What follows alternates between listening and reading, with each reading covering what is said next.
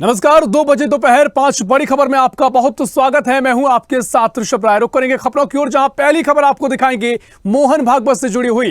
केंद्र सरकार ने राष्ट्रीय स्वयंसेवक संघ और प्रमुख मोहन भागवत की सुरक्षा को और मजबूत कर दिया है। और दूसरी बड़ी खबर आपको यूपी से दिखाएंगे, जहां यूपी में रहने वाले लोगों के लिए खुशखबरी है और अब यहां 24 घंटे बिजली उपलब्ध कराने की योजना पर काम चल रहा है। तीसरी बड़ी खबर होगी हिमाचल प्रदेश से, जहां हिमाचल में अब लड़कियों की शादी 21 साल की उम्र से पहले नहीं की जा सकेगी। और चौथी बड़ी खबर आपको महाराष्ट्र से दिखाएंगे, जहां विधानसभा चुनाव के लिए बीजेपी तैयार है और बीजेपी का नया नारा अब की बार केवल 100 पार बनाया गया है। पांचवी बड़ी खबर आपको बिहार से दिखाएंगे, जहां पुलिस को पत्थरबाजी से निपटने के लिए नए और बेहतर सुरक्षा कवच मिले हैं। तो ये 5 बड़ी खबर आपको बता रहे हैं, जहां तमाम ये बड़ी खबरें देश भर में आज सुर्खियां बनी हुई हैं। और दोपहर 2 बजे की ये 5 बड़ी खबरें आपको टीवी स्क्रीन पर दिखाते हैं। जहां पहली खबर स्पेशल कैटेगरी में मोहन भागवत, दूसरी बड़ी खबर यूपी में बिजली की बहार और तीसरी बड़ी खबर सुक्खू सरकार का फैसला, 21 साल की उम्र से पहले किसी भी लड़की की शादी नहीं की जा सकेगी। चौथी खबर में आपको दिखाएंगे अब की बार केवल 100 पार, जो लगातार सियासी रूप से भारतीय जनता पार्टी आगे बढ़ रही है और तमाम रणनीति के तहत चुनावों के मद्देनजर भी रणनीतियां बनाई गई हैं। और पांचवी और आखिरी बड़ी खबर आपको दिखाएंगे, जहां बिहार में ढेला प्रूफ जैकेट की चर्चा तेज हो गई है। और अब विस्तार से खबरों की ओर करेंगे, जहां केंद्र सरकार ने राष्ट्रीय स्वयंसेवक संघ प्रमुख मोहन भागवत की सुरक्षा को और मजबूत कर दिया है। उन्हें अब प्रधानमंत्री मोदी और केंद्रीय गृह मंत्री अमित शाह जैसी सुरक्षा मिलेगी। दरअसल गृह मंत्रालय ने मोहन भागवत की सुरक्षा को Z+ से बढ़ाकर ASL में बदल दिया है। बता दें कि RSS प्रमुख को अभी तक Z+ श्रेणी की सुरक्षा मिली हुई थी। RSS प्रमुख की सुरक्षा को और मजबूत करने का फैसला लिया गया है और ऐसा बताया जा रहा है कि कई भारत विरोधी संगठन उन्हें निशाने पर रखे हुए हैं। मोहन भागवत की सुरक्षा को खतरा है। उनकी सुरक्षा बढ़ाने जाने को लेकर सभी राज्यों और केंद्र शासित प्रदेशों में इसकी जानकारी दी गई और अब नई सुरक्षा श्रेणी के अनुसार CISF की टीम उस स्थान पर पहले से ही मौजूद रहेगी जहां मोहन भागवत और दौरा करेंगी। मोहन भागवत अब बहुस्तरीय सुरक्षा घेरे में रहेंगे और इतना ही नहीं, हेलीकॉप्टर यात्रा की अनुमति केवल विशेष रूप से डिजाइन किए गए हेलीकॉप्टर में ही दी जाएगी।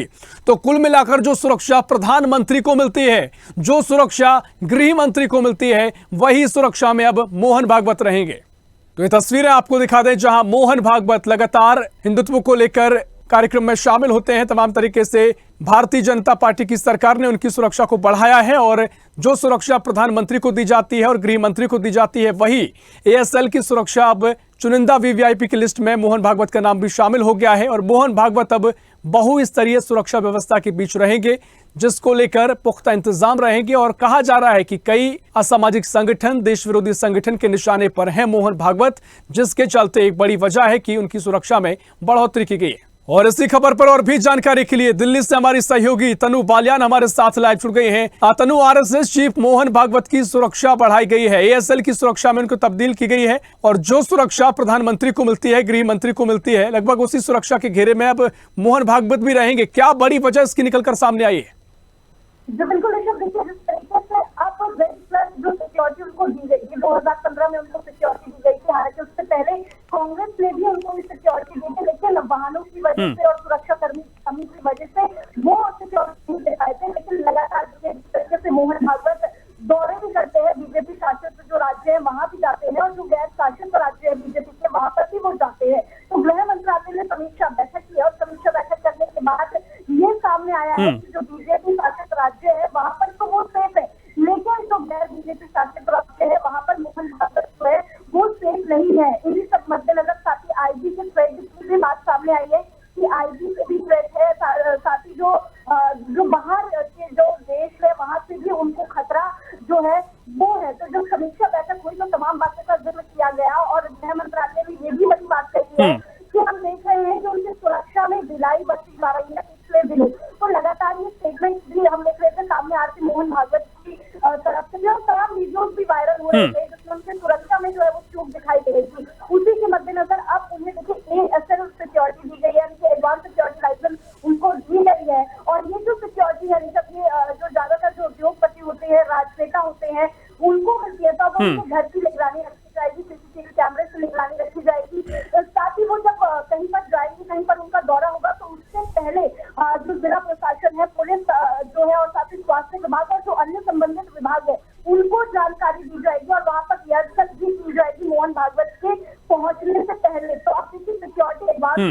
बहुत ज्यादा लैस हो गए हैं, तो अब जो भी खतरा होगा उसको पहले ही डिडक्ट किया जाएगा, जिससे कि मोहन भागवत जो है उनको सेव किया जा सके। निश्चित तौर पर देखिए, लगातार देश भर में दौरे करते हैं मोहन भागवत, और जो कहा गया है कि जिन राज्यों में बीजेपी की सरकार नहीं है वहां ज्यादा खतरा हो सकता है, और साथ ही कुछ खबरें ये भी निकलकर सामने आई है कि कोई देश विरोधी संगठन है, राष्ट्र विरोधी संगठन है, उनसे खतरा मोहन भागवत को है। तो क्या कुछ खतरा बड़ा दिखाई दिया है, और कौन कौन से वो संगठन, कोई चर्चा अगर हुई हो, अगर कोई कहीं की लगातार जांच तो होगी और उनकी सुरक्षा बढ़ा दी गई है, लेकिन कौन कौन से वो संगठन है जिनको लेकर खतरा महसूस मोहन भागवत को हो रहा है, और उसको लेकर अब क्या कुछ व्यवस्था सरकार द्वारा की जाएगी?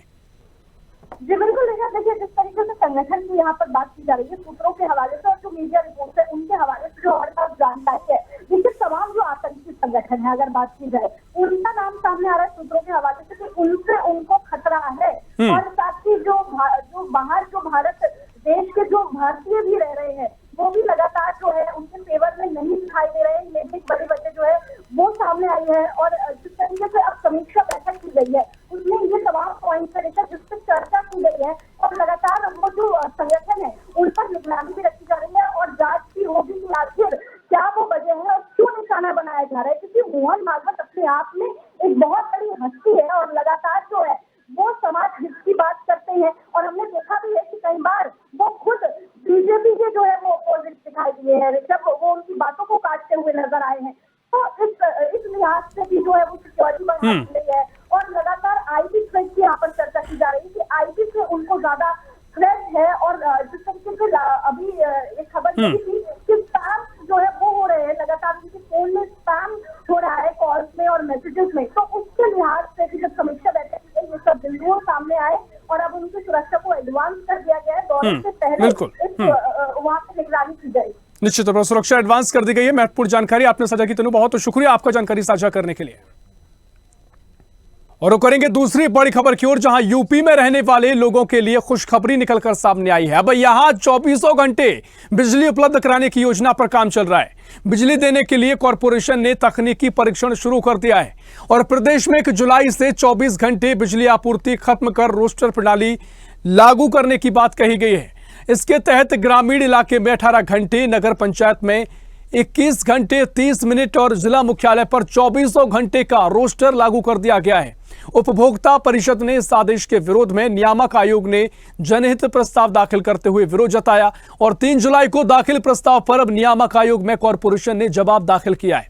इसमें कहा गया है कि उपभोक्ताओं के हित में उन्हें 24 घंटे बिजली देने का परिषद का प्रस्ताव स्वागत योग्य है।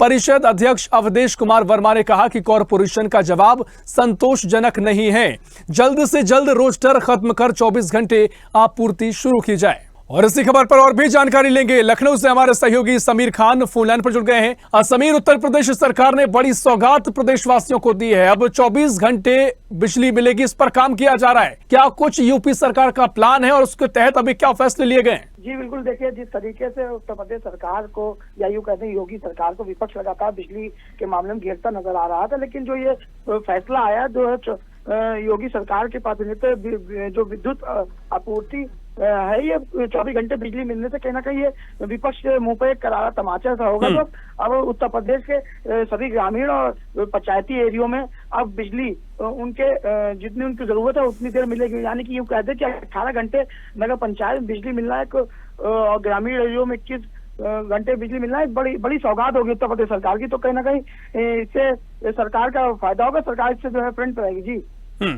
निश्चित तौर पर, लेकिन जिस तरीके से तमाम बातें भी कही गई हैं, जो परिषद अध्यक्ष अवधेश कुमार वर्मा है, उन्होंने कहा कि कॉरपोरेशन का जवाब संतोषजनक नहीं है। वो क्या कुछ कह रहे हैं? जी, उनका विरोध लगातार सामने आ रहा था, लेकिन उनका जो जवाब है उससे कहीं ना कहीं जनता को परेशानी हो रही थी। तो पहले उत्तर प्रदेश सरकार की जनता है, तो जनता के लिए जो सही फैसला होगा सरकार उस फैसले पे अटल रहेगी, क्योंकि उनके आपत्ति दाखिल करने से सरकार का उससे कोई लेना देना नहीं है। सरकार कहना है जो जनता के हित की बात होगी हम उस कार्य पे कार्य करेंगे। तो निश्चित तौर पर समीर, देखिए बहुत मुझे लगता है कि जनता के लिए वाकई में खुशखबरी है, और अगर 24 घंटे बिजली मिलेगी आगे तो जनता के लिए इससे बेहतर मुझे लगता है कोई सौगात नहीं होगी। फिलहाल बहुत शुक्रिया समीर आपका जानकारी साझा करने के लिए। और अब तीसरी बड़ी खबर की बात, जहां हिमाचल में लड़कियों की शादी 21 साल की उम्र से पहले नहीं हो सकेगी। सरकार ने शादी की उम्र 18 साल से 21 साल किए जाने को लेकर बिल विधानसभा में पेश कर दिया है। और इस बिल को ध्वनि मत से पास भी कर दिया गया है। राज्यपाल की स्वीकृति के बाद यह विधेयक कानून बन जाएगा। और पिछले काफी समय से लड़कियों के लिए शादी की उम्र को बढ़ाए जाने की मांग की जा रही थी। हिमाचल प्रदेश की सुक्खू सरकार ने 7 महीने पहले इसके संशोधित ड्राफ्ट को मंजूरी दी थी और अब इसे सदन में पारित कर दिया गया है। मंगलवार से शुरू हुए मॉनसून सत्र के दौरान हिमाचल प्रदेश बाल विवाह प्रतिषेध विधेयक 2024 सदन में पेश करने के बाद पारित कर दिया गया और सूबे के स्वास्थ्य और सामाजिक न्याय और आधार अधिकारिता मंत्री धनीराम शांडिल ने बाल विवाह प्रतिषेध विधानसभा के पटल पर रखा और इस बिल को चर्चा के बिना सर्वसम्मति से पास कर दिया गया है। और इसी खबर पर और भी जानकारी लेंगे। शिमला से हमारे सहयोगी सुरेंद्र हमारे साथ फोन लाइन पर जुड़ गए हैं। सुरेंद्र, सुक्खू सरकार ने महत्वपूर्ण फैसला लिया है, एक बिल पेश किया गया है जिसे पास कर दिया गया है, जिसमें जो भी प्रदेश की लड़कियां हैं 21 साल से उम्र उनकी कम होती है तो शादी नहीं की जा सकेगी। क्या कुछ बिल में कहा गया है और कितनी बड़ी सौगात प्रदेश की लड़कियों के लिए, बालिकाओं के लिए? जी, मैं आपको बताना चाहूंगा, सुक्खू सरकार का जो बहुत बड़ा फैसला था कि जो पहले हिमाचल प्रदेश में लड़कियों की जो उम्र थी वो 18 साल थी, जिसे बढ़ाकर 21 साल कर दिया गया, जिससे ये आम जन के लिए भी और लड़कियों के लिए भी ये बहुत ही बड़ी खबर है। बिल्कुल, बहुत बड़ी खबर है। कितना व्यापक असर इसका प्रदेश में देखने को मिलेगा, क्योंकि जिस तरीके से तमाम हम केस देखते हैं, नाबालिगों से शादी की जाती है, उसके अलावा तमाम तरह की परेशानियां होती हैं और तमाम तरह के केस भी देखने को मिलते हैं। लेकिन दूसरा बड़ा सवाल ये रहेगा सुरेंद्र कि अगर ये फैसला तो ले लिया क्या है, बिल तो पेश कर दिया क्या है, लेकिन जमीन पर कितना लागू होता है, क्योंकि आज भी कई ऐसे क्षेत्र हैं जहां पर 15 साल 16 साल की उम्र में लड़कियों की शादी हो जाती है। जी, मैं आपको बताना चाहूंगा, दूसरी पूरे अगर देश की बात की जाए तो केरल के बाद हिमाचल प्रदेश ही ऐसा राज्य है जहां जो शिक्षा का जो स्तर है वो बहुत ही ऊंचा है, जिससे अब जो आमजन और जो लड़कियां हैं जो पढ़ाई के क्षेत्र में अग्रणी है वो आप भी आगे अपने पढ़ाई के क्षेत्र में आगे जाने की जो कोशिश होगी वो भी आगे जा सकती है, जिससे कि जो उम्र पहले 18 साल थी अब वो 21 साल कर दी गई है। हाँ बिल्कुल सुरेंद्र, इस पूरे बिल की चर्चा प्रदेश पे की जाए, किस तरीके से है और किस तरह का रिस्पॉन्ड इस पूरे सरकार के फैसले को देखने को मिल रहा है? जी, सरकार की तरफ जब ये बिल पेश किया गया तो ध्वनि मत थे, एक ही ध्वनि मत के साथ इस बिल को प्रस्ताव कर दिया गया था और मंजूरी मिल गई है। चलिए, बिल्कुल सुरेंद्र, देखिए बहुत शुक्रिया आपका तमाम जानकारी साझा करने के लिए। और सुक्खू सरकार का महत्वपूर्ण फैसला, ध्वनि मत से बिल पास किया गया है, पास कर दिया गया है और 21 साल अगर उम्र लड़कियों की नहीं होती है तो वो शादी नहीं कर सकेंगी। और रुक करेंगे अगली बड़ी खबर की ओर, जहां लोकसभा चुनाव 2024 के नतीजे बीजेपी के लिए मन मुताबिक नहीं रहे। पार्टी को महाराष्ट्र में महज 9 सीटें मिली और हार से आहत होकर अपने अनुमान से कम मिली सीटों को देखते हुए बीजेपी ने महाराष्ट्र में आगामी विधानसभा चुनावों के लिए अपनी उम्मीदें कम कर दी हैं और राज्य में 100 सीटें जीतने का लक्ष्य रखा है। 288 विधानसभा क्षेत्र वाले महाराष्ट्र में पार्टी के पास वर्तमान में 106 विधानसभा सीटें हैं और उसे अपने सहयोगियों शिवसेना और राष्ट्रवादी कांग्रेस पार्टी एनसीपी की मदद से आधे का आंकड़ा पार करते और 145 तक पहुंचने की उम्मीदें हैं। और पिछले हफ्ते कार्यकर्ताओं को संबोधित करते हुए महाराष्ट्र के उप मुख्यमंत्री देवेंद्र फडणवीस ने कहा, महायुति के सत्ता में लौटने के बारे में कोई अस्पष्टता नहीं होनी चाहिए, लेकिन इसे बरकरार रखने के लिए हमें 100 सीटें सुनिश्चित करना होंगी। अगर हम 100 का आंकड़ा पार कर गए तो बीजेपी के बिना कोई सरकार नहीं बना पाएगा। और इसी खबर पर और भी जानकारी लेंगे। मुंबई से ब्यूरो चीफ संदीप हमारे साथ फोन लाइन पर जुड़ गए हैं। संदीप, महाराष्ट्र की सियासत हमेशा कुछ अलग रहती है और इस बार जो भारतीय जनता पार्टी ने टारगेट सेट किया है कि कम से कम बीजेपी के खाते में 100 सीटें आने चाहिए, उसके बाद बीजेपी की सरकार बनाने से कोई नहीं रोक सकता है। लेकिन वो क्या गणित होगा और ये गणित कैसे फिट बैठेगा, क्योंकि विपक्ष में भी तमाम दल है और बीजेपी के पास भी तमाम दल हैं, तो यहाँ पर दल तो काफी देखने को मिल रहा है। तो क्या कुछ रणनीति बीजेपी की है और क्या कुछ आंकड़ा पहुंचेगा बीजेपी के, इसका आधार क्या है? जी बिल्कुल, लोकसभा में मिली हार के बाद बीजेपी ने अपनी स्ट्रेटेजी जो है बदली है। महाराष्ट्र विधानसभा चुनाव के लिए बनाया गया प्लान और लोकसभा चुनाव के लिए 2024 के नतीजे बीजेपी के मन मुताबिक नहीं रहे। पार्टी को महाराष्ट्र में महज 9 सीटें मिली हैं। हार से आहत होकर अपने अनुमान से कम मिली सीटों के देखते हुए भाजपा ने महाराष्ट्र में आगामी विधानसभा चुनाव के लिए उम्मीदें कम कर दी है और 100 सीटें जीतने का लक्ष्य रखा है, क्योंकि उनके साथ एकनाथ शिंदे की जो है शिवसेना है और दूसरी तरफ देखा जाए तो एनसीपी के जो है अजीत पवार उनके साथ है और कुल मिलाकर जो है बीजेपी को जो है 100 सीटें जीतने की लक्ष्य रखा है। और 228 विधानसभा क्षेत्र वाले महाराष्ट्र में पार्टी के पास वर्तमान में 106 विधानसभा सीटें हैं। तो सहयोगी जो दल है शिवसेना और राष्ट्रवादी कांग्रेस पार्टी का, इसकी मदद से आंकड़ा उनको 145 तक पहुंचने की उम्मीद है। पिछले हफ्ते कार्यकर्ताओं को संबोधित करते हुए महाराष्ट्र के उप मुख्यमंत्री फडणवीस ने महायुति से सत्ता में लौटने के बारे में अस्पष्टता नहीं होनी चाहिए, लेकिन इस बार बरकरार रखने के लिए 100 सीटें सुनिश्चित करनी होगी। यह देवेंद्र फडणवीस ने कहा था। लोकसभा चुनाव में महायुति और विपक्ष महाविकास आघाड़ी के बीच वोट शेयर में सिर्फ 0.3% अंतर था। फडणवीस बार बार इस बात पर जोर दे रहे थे कि वास्तविक वोटों के मामले में अंतर सिर्फ 2 लाख वोटों का है। यह अंतर आसानी से पटा जा सकता है। कार्यकर्ता के बैठक में फडणवीस ने कहा कि एकनाथ शिंदे सरकार की लाडली बहन योजना महायुति को आगे बढ़ाने के लिए पर्याप्त होगी। हाँ बिल्कुल संदीप, जिस तरीके से बीजेपी ने उम्मीदें की हैं तो उम्मीदों पर तो दुनिया कायम है, लेकिन सवाल ये कि जो लोकसभा चुनाव के परिणाम आए थे, जो कहीं ना कहीं रिजल्ट की जो उम्मीद नहीं थी वो रिजल्ट बीजेपी के खाते में आया था।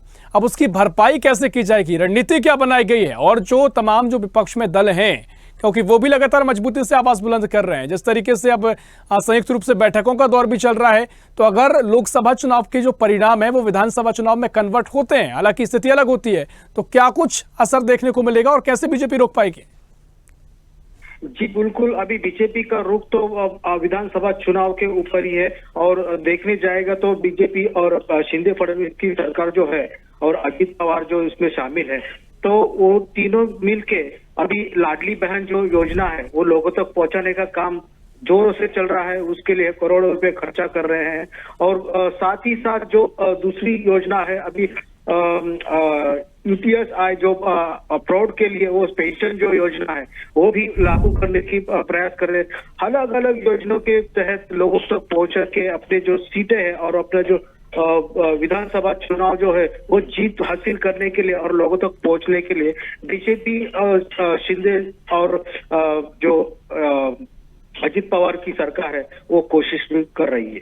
निश्चित तौर पर देखिए, समय का इंतजार भी करना होगा कि क्या रणनीति के तहत आगे बढ़ते हैं और कितना फायदा बीजेपी की रणनीतियों का बीजेपी को मिलता है, और साथ ही विपक्ष अगर जो सक्रिय है तो कितना कुछ चुनौती दे पाता है, ये भी देखना महत्वपूर्ण होगा। फिलहाल बहुत बहुत शुक्रिया संदीप आपका जानकारी साझा करने के लिए।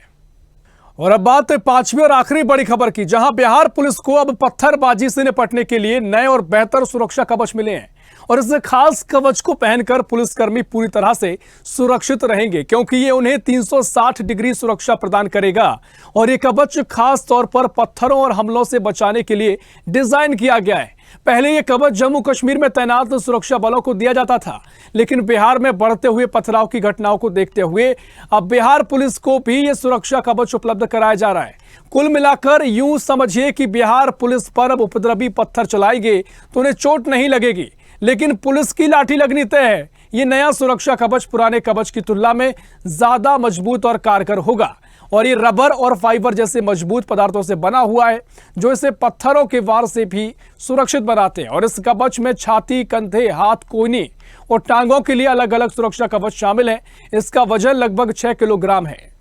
और इसी खबर पर और भी जानकारी लेंगे। बिहार से ब्यूरो चीफ धर्मेंद्र कुमार हमारे साथ लाइव जुड़ गए हैं।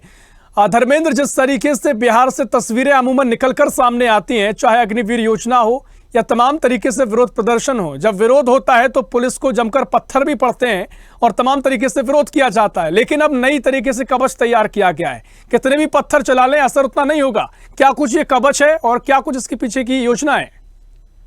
सबसे बड़ी बात है कि जिस तरह से आए दिनों यहाँ घटनाएं होती रहती है, रोड जाम हो जाता है, उसके बाद रोड जाम के दौरान जो है पत्थरबाजी अचानक हो जाती है, तो उस चीजों से निपटने के लिए बिहार पुलिस बल को एक नया चीज मिला है, और निश्चित रूप से ये हौसला जाहिर बात होगी। क्योंकि मैंने इस मामले से नहीं बल्कि कई पुलिस कर्मियों से मैंने बातचीत की, मैंने बताया तो उन्होंने बोला कि सबसे बड़ी बात है कि जिस तरह से कि कभी कभी अचानक पथराव इतनी तेज हो जाती है, और उस स्थिति में पुलिस को पीछे हटना पड़ता है, और पुलिस पीछे हटती नहीं बल्कि उसका मनोबल भी टूट जाता है। तो वैसी स्थिति में ये जैकेट जो है ये जैकेट ये जैकेट काफी मददगार साबित होगा और सबसे बड़ी बात है कि उसकी मनोबल उठाएगा। ये सबसे बड़ी बात है। जहाँ वो पत्थरबाजी तो होगी, वो तो रुकेगा, लेकिन जिस तरह से पुलिस वाले को मनोबल टूट जाता था और वो बैक हो जाते थे, कहीं कभी कभी